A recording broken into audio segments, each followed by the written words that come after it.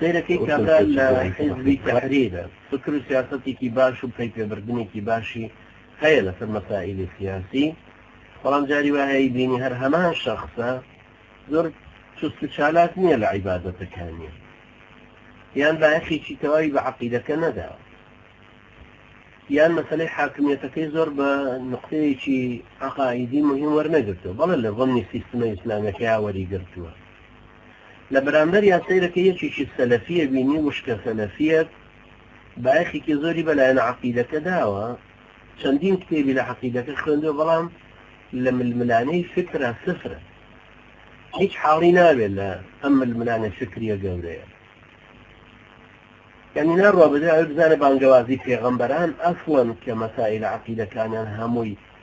لا أو خلقانيا تشسباندو قصد بركردوا الروي جانب فكريكي أما الملانيات شيء دليل درناك كابراي وشك سلفي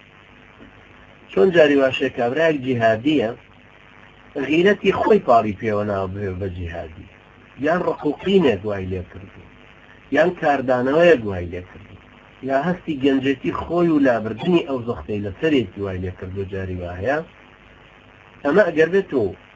خامل أدلة شرع كاني نخلة بيرشاوك وعلم الشرعي ورينا قريها تفنكشي الدرجة دوائك هفتكر مبررات كاني بالنا ركينا ماون صار دبت